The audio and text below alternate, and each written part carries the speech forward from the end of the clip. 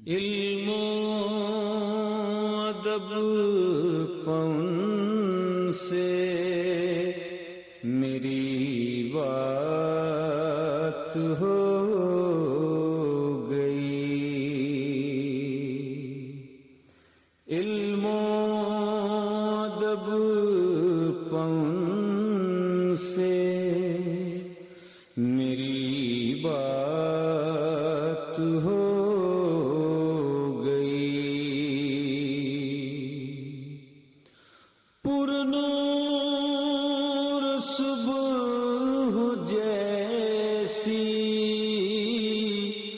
ہر ایک رات ہو گئی،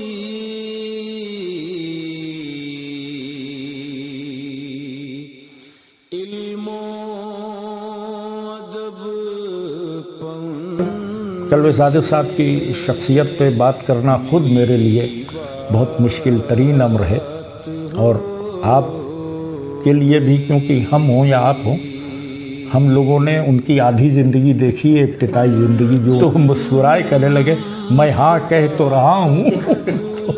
وہ مذاق سب سے کرتے تھے، مطلب سینس آف ہیومر ان کا، جو اس سے مجھے لگا کہ کچھ حاضر جوابی تو انتہا تھی ان میں۔ وہ یہ فرماتے تھے کہ اگر سب تم سے خوش ہیں تو تم ناکام ہو، اگر کچھ لوگ ناراض ہیں تو اس کا مطلب یہ کہ تم کچھ کر رہے ہو، ورنہ اس کے ناراض ہونے کی کوئی وجہ نہ ہوتی۔ تو عملی قوت جو سنورتی ہے وہ مخالفت سے بھی سنورتی ہے۔ تو غلط ہے کہ جو جیسا کرے، یہ تو قرآن اور ائمہ اہل بیت کی سیرت کے خلاف ہے۔ جی جی جی۔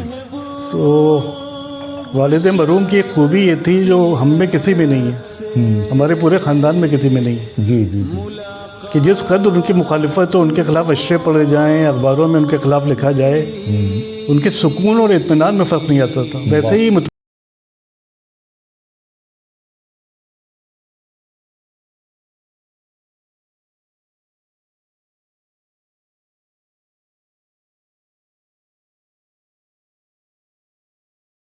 تو انہوں نے کہا کہ سر سید میں مجھ میں وہی فرق ہے جو میری داڑھی میں ان کی داڑھی میں فرق تھا۔ واہ، بڑا خوبصورت جواب ہے، یہ سینس آف ہیومر اور برجستگی۔ تو بہرحال دونوں کی خدمات ہیں، ان کی بھی خدمت ہے۔ داڑھی زیادہ بڑی تھی، ان کی چھوٹی تھی، انہوں نے اس حساب سے کہا۔ اگر دوسرے رخ سے دیکھیے تو سر سید کی داڑھی میں ندوہ دکھائی دے رہا تھا، ان کی داڑھی میں نازمیہ و سلطانیہ دکھائی دے رہا تھا۔ سر سید کی داڑھی میں ندوہ دکھائی دے رہا ہو، لیکن ان کی سوچ تو بہت سائنٹیفک تھی۔ مولویوں کی سوچ تو بالکل الگ، ان پر بھی کفر کے فتوے لگے، باقاعدہ لگے، 955 فتوے لگے تھے ان پہ، باقاعدہ کفر کے ان پر فتوے لگے، ان کے خلاف لوگوں نے تقریریں کی۔ بھئی یہ تو جج تھے اکبر الہ آبادی، مگر انہوں نے سر سید کے خلاف بہت سی نظمیں کہی، لیکن بعد میں دوستی ہو گئی۔ دوستی تو تھی، مگر انہوں نے پیر نیچر، ان کی مشہور نظم ہے جو سر سید کے اگینسٹ ہے کہ جب کوئی آدمی کسی میدان میں قدم اٹھاتا ہے تو مخالفت کا سامنا ہوتا ہے۔ اور مجھے ایک ایسے ہی بزرگ خطیب کی بات یاد آ گئی جو کلب صادق صاحب پہ بھی پوری اترتی ہے، مولانا طاہر جرولی صاحب۔ وہ یہ فرماتے تھے کہ اگر سب تم سے خوش ہیں تو تم ناکام ہو، اگر کچھ لوگ ناراض ہیں تو اس کا مطلب یہ کہ تم کچھ کر رہے ہو، ورنہ اس کے ناراض ہونے کی کوئی وجہ نہ ہوتی۔ تو عملی قوت جو سنورتی ہے وہ مخالفت سے بھی سنورتی ہے۔ تو کلب صادق صاحب کی زندگی میں ان کے بہت سے مخالفین رہے، اور بہت سے لوگ ان کے خلاف بھی، اور ان کا ایک یہ خاصہ تھا کہ وہ مخالفت کی پرواہ نہیں کرتے تھے۔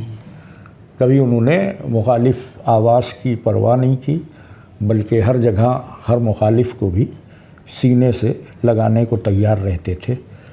آپ ذرا سی یہ بتائیں کہ ان کا یہ جو رویہ تھا کہ مخالفت کی پرواہ نہ کرنا، مخالف کو عزت دینا، اور اس کے ساتھ بھی ویسے ہی پیش آنا جیسے اپنوں کے ساتھ پیش آنا، ان کا یہ جو رویہ تھا، آپ کیا سمجھتے ہیں یہ رویہ ہونا چاہیے یا ٹٹ فار ٹیٹ والا فارمولہ ہونا چاہیے زندگی میں کہ جو جیسا کرے اس کو ویسا جواب دو؟ نہیں، یہ تو بالکل غلط ہے کہ جو جیسا کرے، یہ تو قرآن اور ائمہ اہل بیت کی سیرت کے خلاف ہے۔ جی جی جی۔ تو والد مرحوم کی ایک خوبی یہ تھی جو ہم میں کسی میں نہیں ہے، ہمارے پورے خاندان میں کسی میں نہیں ہے جی جی جی کہ جس قدر ان کی مخالفت ہو، ان کے خلاف اشرے پڑے جائیں، اخباروں میں ان کے خلاف لکھا جائے، ان کے سکون اور اطمینان میں فرق نہیں آتا تھا. ویسے ہی مطمئن، واہ، ویسے ہی پرسکون، ویسے ہی ہنستے ہوئے مذاق کرتے ہوئے. تو ہماری والدہ کو تھوڑا غصہ بھی آ جاتا تھا کہ وہ یہ کر رہا ہے، تو یعنی وہ ایک دم ہلکے انداز میں لیتے تھے. وہ کہتے تھے کہ ہم لوگوں سے بھی کہ یہ صرف میرے ساتھ نہیں ہوا ہے، سب کے ساتھ ہوا ہے، اور صحیح، یہ کہ زندگی کا پارٹ آف لائف ہے، اور زندگی کا جز ہے، زندگی اور اپنی انرجی ان نگیٹو چیزوں میں صرف کرنے کے بجائے پازیٹیو چیزوں میں صرف کروں. آپ کی یہ بات میں سمجھتا اور ہوں. دوسری بات یہ ہے کہ میں آپ کے چینل کے ذریعے کہ وہ ایسی شخصیت تھے کہ ان میں کبھی گروپزم جو لکھنؤ میں بہت عام ہے، ہاں وہ نہیں تھا، اس کا شائبہ تک نہیں تھا. اس کا شائبہ تک نہیں تھا. اور ان کو بہت افسوس ہوتا تھا کہ جب وہ شیعہ کو آپس میں لڑتے ہوئے دیکھتے تھے، بہت ہی افسوس ہوتا تھا. اور ہمیشہ ان کی یہ تاکید اور وصیت تھی کہ ہمارے خلاف کوئی کچھ کہے، ہم کو گالیاں بھی دے، ہمارے خلاف مجلسیں پڑھے، کسی کو جواب دینے کی ضرورت نہیں. تو اسی لیے آپ دیکھیے کہ سب سے ان کے بہترین تعلقات تھے، چاہے وہ مولانا طاہر غریر صاحب ہوں، مولانا مرزا محمد اطہر صاحب ہوں، اشفاق صاحب ہوں. ہاں سب سے ان کے تعلقات بالکل سب سے، اور سب دل سے وہ مانتے تھے، اور سب کی پریشانیوں میں وہ ویسے ہی پریشان ہو جاتے تھے. نہیں، اور ان سے دوستانہ تعلقات تھے. بہرحال لکھنؤ کا جو گروپزم ہے وہ آپ بھی جانتے ہیں، ہم بھی جانتے ہیں، لیکن ہم نے کچھ منظر گروپزم سے الگ ہٹ کے بھی دیکھے ہیں. جیسے مثلاً اطہر صاحب ایک الگ گروپ کو بلانگ کرتے تھے، جو گروپ کی بات ہے. کلب صادق صاحب ایک الگ گروپ کو. لیکن ان دونوں کے درمیان جو میں نے کئی ملاقاتیں دیکھی ہیں، تو اس میں جو خلوص اور محبت میں نے محسوس کیا، مطلب مذاق بھی ایک دوسرے سے. اتفاق سے ایک بار میں خطیب اکبر کے یہاں کسی کام سے گیا تھا، تو ڈاکٹر صاحب تشریف لے آئے، تو بیٹھے. پھر انہوں نے مجھ سے کہا کہ بھئی تم کتنی دیر سے بیٹھے ہو؟ تو مجھے لگا ان کو کچھ پرائیویٹ بات کرنی. میں نے کہا نہیں میں جا رہا ہوں. کہنے میں اس لیے نہیں کہہ رہا ہوں، میں یہ پوچھ رہا ہوں کہ اتنی دیر سے بیٹھے ہو، چائے آئے گی نہیں آئی؟ اور انہیں تو اب اطہر صاحب نے اس پہ بڑے لچھے دار انداز میں کہا پھر بھی دیکھو صادق میاں، جب بیوی زندہ ہوتی تو 1 منٹ میں سب کام ہوتا ہے. اب تو یہ بڈھا گھر میں ہے، وہ چائے اب جب کسی کا دل چاہے گا تو بنے گی تو آئے گی، اب میرے اختیار میں کچھ نہیں ہے. مطلب ایک ہنسی مذاق کے ماحول میں. تو وہ گروپزم سے پرے کا ایک فقرہ جمعے کے خطبے میں انہوں نے کہا تھا، وہ خطبات جمعہ میں لکھا بھی ہے کہ میں یہ جرم لے کر قبر میں نہیں جانا چاہتا کہ میں 2 علی والوں کے درمیان ٹکراؤ کا سبب بنوں. واہ واہ، ماشاء اللہ. بہت بڑا دل ان کا تھا، بہت بڑا دل، کسی کے لیے دشمنی نہیں تھی. بہرحال ان کی جو شخصیت ہے، لیکن ایک چیز کے وہ بہت بڑے دشمن تھے، جہالت. اور جہالت تو اللہ وہ تو تھی، بےمانی کے. بےمانی انہیں نہیں پسند، بےمانی وہ برداشت نہیں کر سکتے تھے.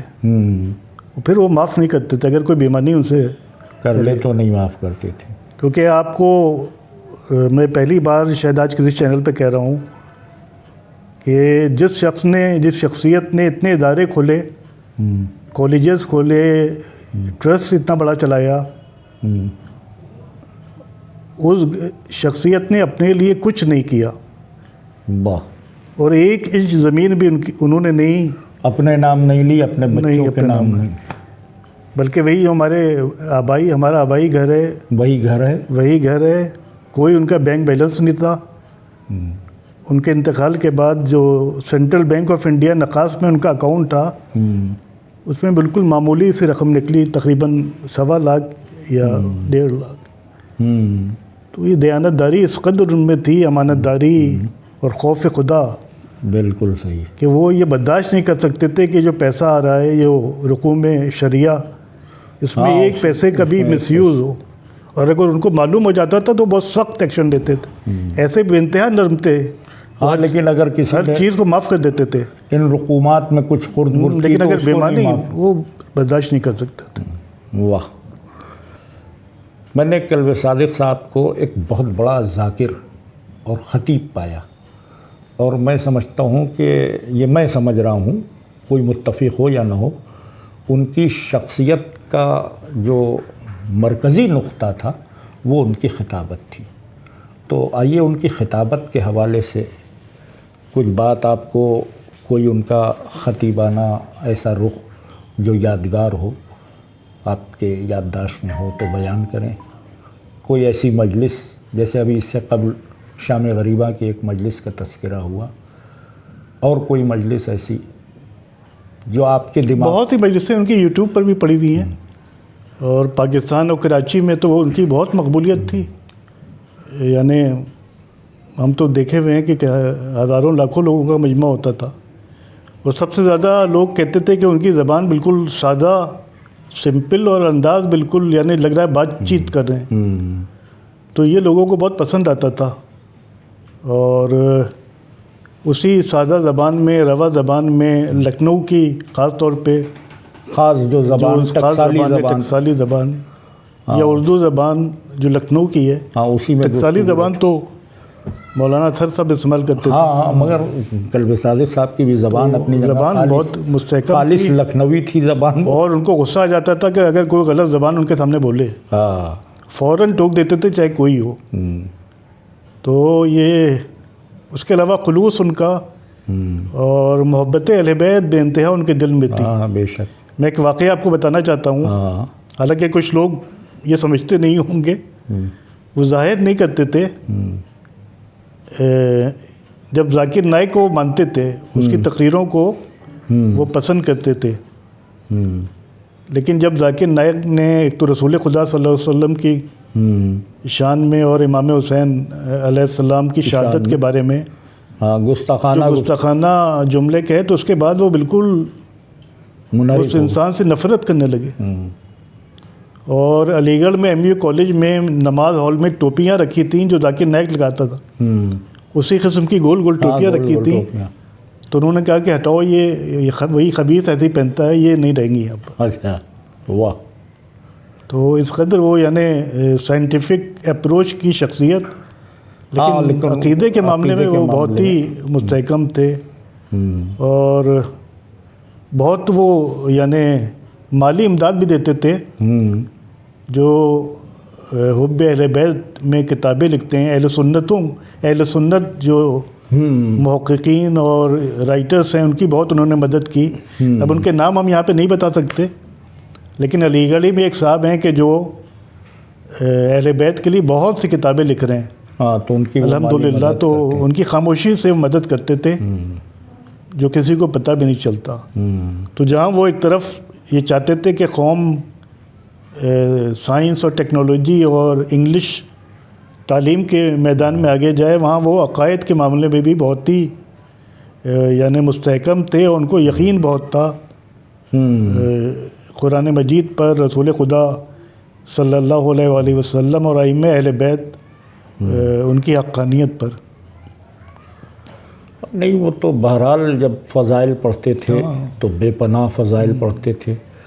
اور آپ نے کبھی ان کی تقریر میں مناظرہ کا رنگ دیکھا ہے یا نہیں دیکھا ہے؟ اب لوگ کہتے ہیں، ہم تو چھوٹے تھے، کہ پہلے مناظرہ پڑھتے تھے۔ آپ کی یادداشت میں نہیں ہے؟ نہیں، ہماری یادداشت میں نہیں ہے۔ ہمیں ایک تقریر ان کی یاد ہے، یہ اشرف حسین ایڈوکیٹ مرحوم جب ہوئے، تو اشرف صاحب بھی ایک قومی تحریک سے ہمیشہ وابستہ رہے، اور بڑے بزرگ اور محتاط زندگی انہوں نے گزاری۔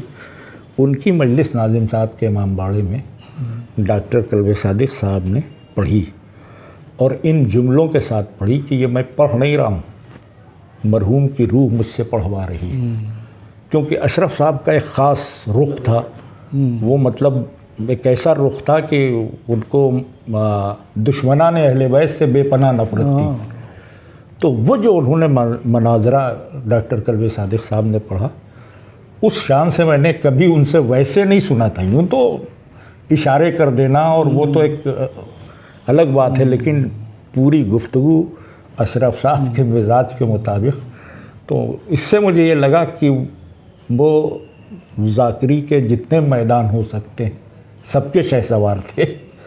یہ اور بات کہ انہوں نے فضائل کے رخ کو زیادہ رکھا، آخر میں آتے آتے اصلاحی رخ زیادہ بیان کرنے لگے تاکہ وہ دیکھتے تھے قوم کی جو حالات جو ضرورت ہوتی تھی ضرورت ہو رہی ہے، تو کہتے تھے کہ فضائل تو پڑھنے والے بہت ہیں، لیکن اگر ہم نہیں پڑھیں گے یہ، جیسے غربت ہے، غریبی ہے، جہالت ہے. اکبر پور میں ایک کالج تھا قصپورہ حجپورہ کے پاس، گرلس ڈگری کالج، وہاں کے لوگوں نے کھولا تھا. تو ایک زمانے میں اس کے مینجمنٹ کے لوگ کچھ میرے جاننے والے تھے، تو لکھنؤ آئے. انہوں نے کہا بھائی ہمارے یہاں ایک پروگرام ڈاکٹر کلب صادق صاحب کا ہو جائے کالج میں. پھر ان کی اسکالرشپ بھی ان کے بچوں کی یہاں سے TMT سے بہت سوں کی ہوئی. خیر وہ ڈاکٹر صاحب تو ایسے پروگرام پر خوشی ہوتے تھے. ان کا ایک شرط پہ چلیں گے. میں نے کیا کہ تمہیں بھی چلنا ہوگا. تو میں نے کہا آپ کا حکم سر آنکھوں پر. تو اب میں اور وہ وہاں پہنچے تو وہ کالج انہوں نے سجایا اور بہت قاعدے سے پروگرام رکھا، لیکن اس پروگرام میں جو مجلس تھی اس میں آنا تو مومنین کو تھا. تو اب ڈاکٹر صاحب نے تعلیم اور اس کی روشنی پہ بات کی اور پھر مولا علی تک آئے. تو ایک بزرگ تھے جن کو میں نے بعد میں پہچانا، بمبئی میں دیکھا، وسیم چچا کے نام سے. تو جب مولا تک بات آئی تو وہ کھڑے ہوئے بڑے ادب سے، انہیں ہاتھ جوڑے، سرکار ایک گزارش ہے. انہوں نے کہا کہیے. کہ تھوڑے سے میرے مولا کے فضائل پڑھتی ہیں. اور جو وسیم چچا نے یہ کہا تو ممبر سے مسکرائے کہ بھئی مولا کے نہیں تو کیا آپ کے پڑھوں گا. پھر مولا ہی کے فضائل پڑھنا ہے. اور اس کے بعد انہوں نے مطلب اس اصلاحی رخ کو موڑ کے بے پناہ فضائل جو مولا کچھ ذاکرین ایسے تھے کہ جو جب چاہیں اس پر پوری جب چاہیں یعنی مجمع کا مزاج بدل دیتے تھے.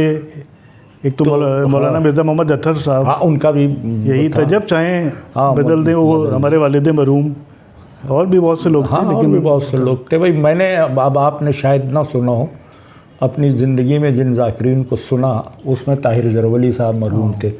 ان کا مطلب مجمع پہ کمانڈ ہوتا تھا، بہت پاپولیرٹی. اطہر صاحب تھے، ان کو بھی مطلب مجمع پہ کمانڈ. خود ڈاکٹر کلب صادق صاحب، یا پھر یہاں سے باہر کے ذاکرین بہت سے، جیسے ایک ذاکر آپ کہیں آئے ہیں زیادہ تر کلب عابد صاحب کی مجالس میں، سالم صاحب. مولانا سالم صاحب، ان کا بھی مجھے مطلب خطابت کا رخ مجھے بہت اچھا لگتا ہے. بہت پاپولر ہوئے تھے وہ. یا ہمارے لکھنؤ سے ریلیٹڈ بہت دن رہے حیدر مہدی ہلوری صاحب، ان کا بھی جو خطابت کا رخ تھا بہت اچھا، وہ ایک یونیک رخ تھا. تو اس طرح کے بہت سے ذاکر ہیں. ایسے ہی بڑے ذاکروں میں ایک نام ڈاکٹر کلب صادق صاحب کا بھی ہے، اور جو ان کے نکات ہیں جو ذاکری کے وہ ہیں وہ بھی بہت اہم ہے.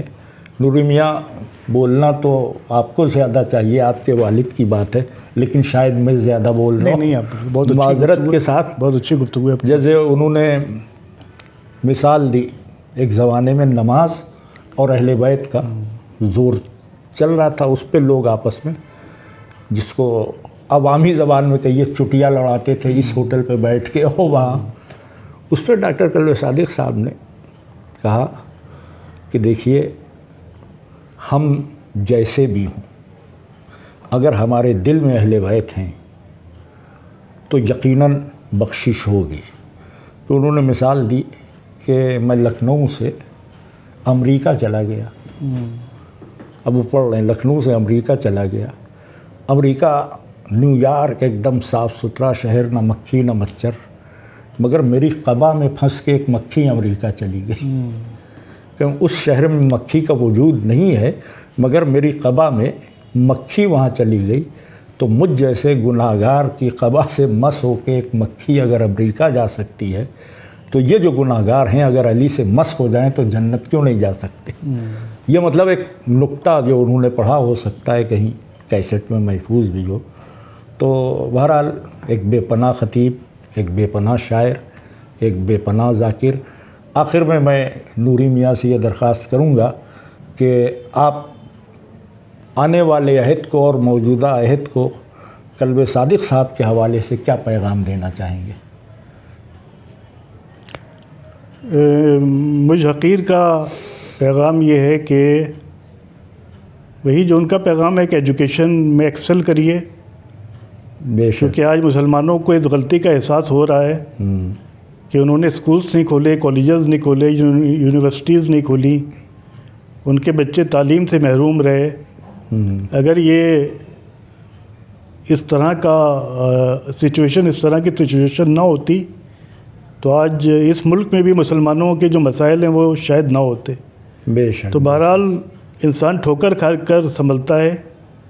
تو اللہ کا شکر ہے کہ اب مسلمانوں میں بھی ایجوکیشن کی بیداری آ رہی ہے, اور technical education, modern education, scientific education, سب کی طرف توجہ, اس کی طرف توجہ آ رہی ہے. بہت ہی اچھا ایک سگنل ہے, کیونکہ بنا تعلیم اور بنا ایجوکیشن کے کوئی قوم ترقی نہیں کر سکتی, خاص طور سے اس زمانے میں کہ جب آپ دیکھ رہے ہیں کہ ٹیکنالوجی کہاں پہنچ رہی ہے, اور 10 سال کے بعد کیا نوبت آئے گی, کیا حالات ہوں گے, ہم لوگوں کو نہیں معلوم. جس طریقے سے روز نئی نئی ٹیکنالوجیز آ رہی ہیں, تو اپنا وقت برباد نہ کریں. بچے ہم دیکھتے ہیں کہ وقت برباد بہت کرتے ہیں, ہوٹلوں میں بیٹھے, چائے کے ہوٹلوں میں بیٹھے ہوئے آدھی رات کو وقت برباد ہو رہا ہے, چیٹس میں لگے ہوئے ہیں, واٹس ایپ گروپ میں آپس میں بحثیں ہو رہی ہیں. ہم نے تو دیکھا صبح بحث شروع ہوتی ہے, رات تک چلا کرتی ہے. اس سے کوئی فائدہ نہیں ہوتا سوائے وقت کی بربادی کے, سوائے وقت کی بربادی. تو میری گزارش ہے کہ کنسٹرکٹیو جو کام ہے اس میں اپنا قیمتی وقت لگائیں. بہت بہت شکریہ آپ کا, آپ کی آنے کا بہت شکریہ. آپ کا بہت شکریہ. ہم اور حیدر رضا دونوں شکر گزار ہیں کہ آپ نے اتنا قیمتی وقت دیا. ناظرین, گفتگو یہیں پر مکمل ہوتی ہے. آج کا یہ ایپیسوڈ خادم قوم عزت مآب ڈاکٹر کلب صادق صاحب قبلہ تابصرہ کے حوالے سے تھا. وہ ہمارے بیچ نہیں ہیں, تو ہم نے ان کے فرزند ارجمن مولانا کلب سبطین نوری صاحب سے بات کی ان کے بارے میں, اور آخر میں کلب سبطین نوری صاحب نے ایک پیغام بھی دیا جو کلب صادق صاحب کا بھی پیغام تھا. کلب صادق صاحب نے پوری زندگی 2 چیزوں سے لڑنے میں صرف کی, ایک جہالت سے, دوسرے بیماریوں سے. ان کا یہ کہنا تھا کہ صحت بنیادی ضرورت ہے اور علم بنیادی ضرورت ہے. تیسری لڑائی ان کی غربت اور ناداری سے تھی, اور اپنی تمام عمر انہوں نے اس میں صرف کر دی کہ قوم سے جہالت بھی دور ہو, ناداری بھی دور ہو, اور بیماریاں بھی دور ہوں.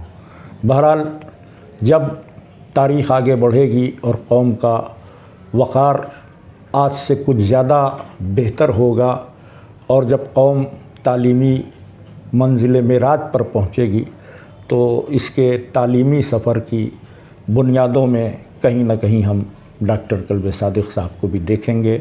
والسلام. اجازت دیجیے غلام حسین صدف جونپوری اور حیدر رضا کو. آخر میں ہم پھر شکر گزار ہیں جناب نوری صاحب کے کہ انہوں نے اپنے والد مرحوم کے متعلق ہم سے گفتگو کی. والسلام وآخر دعوانا الحمدللہ رب العالمین. اردو ہے میرا نام, میں خسرو کی پہیلی. بہت اچھی نظم ہے بھائی, واہ واہ واہ واہ. اردو ہے میرا نام, میں خسرو. اردو ہے میرا نام, میں خسرو کی پہیلی. میں میر کی ہمراز ہوں, غالب کی سہیلی. واہ. اردو ہے میرا نام, میں خسرو